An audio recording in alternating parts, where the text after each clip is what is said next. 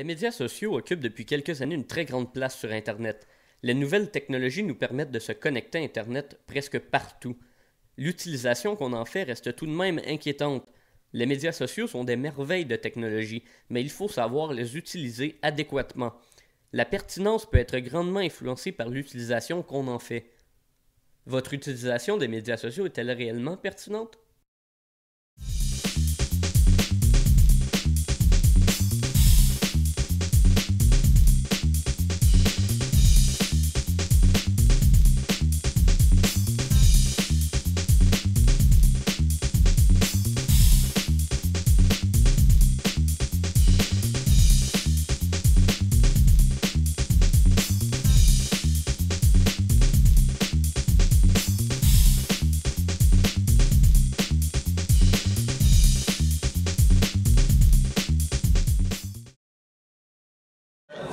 Pourquoi un adolescent peut être sur les médias sociaux? Bien évidemment, les adolescents, ils aiment ça réseauter. Ils aiment ça avoir des chums. Et les médias sociaux, c'est un outil en ligne qui permet de faire ce que tu fais dans la vraie vie, c'est-à-dire de te tenir en gang, de partager des jokes plates, des fois de partager des choses intéressantes. Évidemment, ça dépend toujours de la personnalité. C'est un mouvement de masse, ça part de ça, parce qu'au début, j'avais aucun intérêt envers ça, jusqu'à ce que des amis commencent à m'en parler. « Ah ouais, hier, j'étais allée sur tel site, j'ai fait telle chose. » Mais c'est sûr certain que c'est un mouvement, à un moment donné, t'entends du monde en parler, puis c'est sûr certain qu'il y a de l'intérêt qui se forme. Alors, c'est la principale raison, je pense. 3 principales raisons poussent les gens à être membres des médias sociaux. Premièrement, la facilité d'utilisation. Ensuite, la curiosité. Et enfin, le besoin de partager. Et cela autant sur les médias sociaux de communication, comme Facebook et Twitter, que sur les médias sociaux consacrés aux multimédias, comme Flickr et YouTube. Ok, ouais, ben en fait, c'est mon cousin qui m'a dit « Ouais, j'ai entendu parler de ça, Facebook, je me suis créé un compte, puis tu vas triper. » Puis finalement, c'est juste lui qui m'a parti mon compte, parce que autrement, je serais jamais rentré là-dessus. Là. Ben en fait, la raison... Je la cherche, mais je peux pas vraiment la trouver parce que y avait pas vraiment de raison, c'était plus pour faire comme les autres. Tu sais, y a pas d'intérêt personnel à faire ça. Souvent, le cercle d'amis influence grandement la pertinence des échanges entre les personnes sur les médias sociaux. En effet, il faut choisir efficacement ceux avec qui on décide d'interagir, si l'on tient à conserver un sérieux dans notre utilisation des médias sociaux. Il est donc primordial d'avoir des critères de sélection. Est-ce que je mens à la caméra? Non, je pense pas. J'ai aucun critère. Quelqu'un m'ajoute, si je connais le nom, même si ça fait un bon 3 ans que j'ai pas vu cette personne-là, puis je l'ai rencontré dans un party lointain, je vais l'accepter puis je l'avoue. Parce que, je pense que c'est juste une habitude. Je suis rendue habituée de faire accepter. C'est quoi ton objectif dans la vie? C'est-tu d'avancer, de devenir quelqu'un ou c'est d'avoir du fun avec tes chums? Quand tu as 15 ans, c'est même trippant d'avoir du fun avec tes chums. Mais quand tu commences à penser à aller au cégep, à aller à l'université, à avoir une carrière, tu te rends compte d'avoir une job, tu te rends compte des fois que des chums avec ton père, des chums avec les amis de ton père, ça peut peut-être t'aider à avoir une job. Puis si tu as rien que tes 3-4 chums de 15 ans, là, pas sûr que ces autres vont te donner une job. Nous venons tout juste de démontrer que la sélection de notre cercle d'amis joue un rôle important sur la pertinence des médias sociaux. Il en existe un autre tout aussi important. C'est sans contredit la qualité du français écrit qui diminue sans cesse avec l'arrivée de nouveaux moyens de communication. Il y a beaucoup de fautes d'orthographe, oui, là, puis les gens font pas attention, puis c'est comme ça peut-être que... Moi j'ai remarqué de nos jours, les gens écrivent mal le français, là, et... Je trouve ça dommage. Moi, je me force tout le temps pour pas faire de fautes. Qu'il y ait quelques coquilles, je trouve que c'est correct. Qu'il y ait systématiquement des fautes tout le temps, c'est un autre point. Maintenant, le fait qu'il y ait beaucoup de fautes, ça représente 2 choses. Premièrement, souvent, les entreprises qui font des applications en anglais ne connaissent pas le français. Donc, ils traduisent de travers. Ça, c'est inacceptable.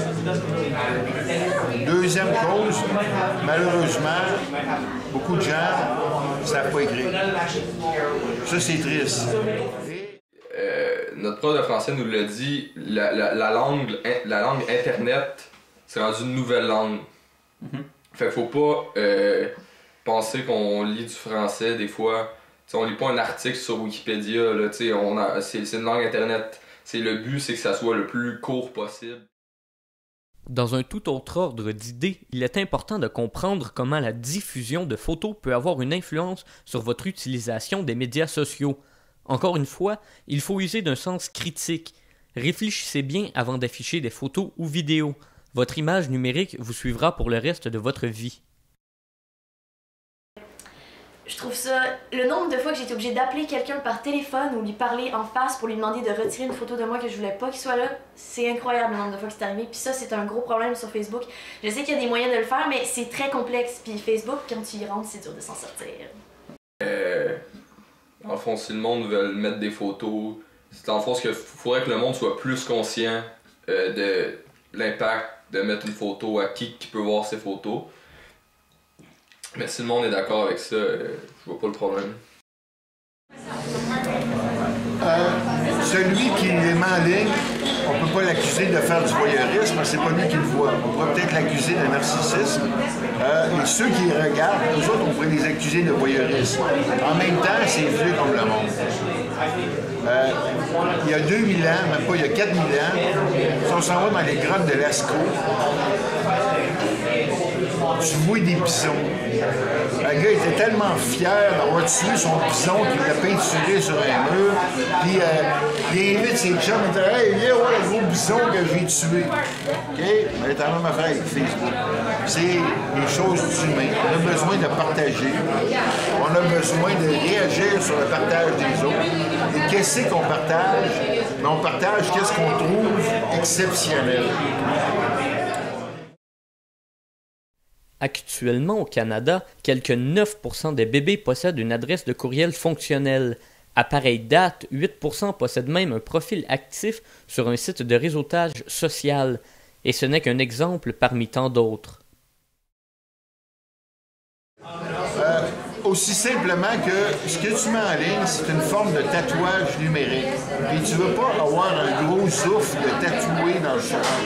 Ce qui fait que ce que tu mets en ligne, qui est bien cool quand tu as 15 ans, genre tu fumes un petit joint avec tes chums, ou tu as une grosse bouteille de Jack Daniel puis tu es bien content d'avoir de l'air sous, ou pire, tu es malade sur le bord du trottoir, c'est cool à 15 ans. Mais quand tu cherches une job à 18 ans puis que ton employeur il voit ces photos-là, pas certain qu'il va te donner un job, et pas certain que lui va trouver ça cool. Ben parce qu'une fois encore, c'est tout ce que t'envoies sur tes médias sur les médias sociaux, ben tu le contrôles plus. Mettons que tu vas avoir un emploi, ton boss s'en vient checker sur ton mur, ça fait, et puis il voit tout ce que t'as mis. Fait que là, c'est mettons, ouais, j'ai dégueulé dans tel party et c'était malade, ben c'est pas vraiment vendeur là. Et moi, je dis aux jeunes, ne mettez rien en ligne que vous auriez honte que votre mère voit. Et mettez-vous chum avec votre mère sur Facebook. Ça va vous aider à vous auto-censurer vous-même. Parce que ce que tu mets en ligne, là, ça va rester en ligne bien longtemps. Bref, nous sommes les premiers acteurs de la non-pertinence des médias sociaux. La pertinence n'est donc pas reliée à leur fonctionnement, mais bien à la façon dont on les utilise. Et quand les gens disent que sur Facebook, il ne se dit que des niaiseries, moi je leur dis, c'est tes chums qui sont sur Facebook.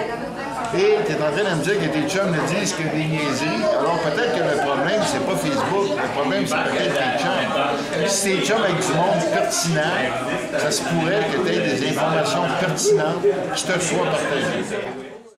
Presque tous les aspects rencontrés dans le documentaire viennent appuyer que les médias sociaux sont réellement bien conçus, à quelques exceptions près bien sûr, et que le réel problème est en réalité notre utilisation. Dans la vie par exemple, on va prendre l'exemple du fusil, ça va être aussi simple que ça.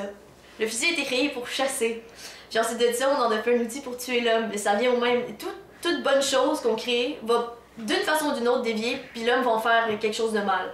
Donc dans ce cas-ci, on a Internet, Facebook, c'est un réseau qui a été créé à la base pour les relations, retrouver des amis, c'était pour ça, c'est super bien, mettre des photos, pouvoir partager, mais quand ça devient t'as 6000 amis, puis il y en a la moitié que t'as pas vu depuis 3 ans, mais là, c'est là qu'il y a un problème. Le choix de vos amis, le langage que vous utilisez, les photos ou informations que vous disposez, tous viennent tôt ou tard influencer le sérieux de vos échanges en ligne. Maintenant, croyez-vous que votre utilisation des médias sociaux est justifiée et réellement pertinente? Écoute, il y en a qui ont des profils pour le chien. Oui. Bon, tu sais, les médias sociaux, là, moi, il y a des affaires que je trouve aberrantes. Par contre, je suis conscient qu'on est en train d'apprendre à jouer avec ces outils-là. Ces outils-là, la manière qu'on les utilise, c'est un changement continuel. Et je suis ouverte au fait que l'innovation vient des fois d'une utilisation que personne n'avait pensé avant.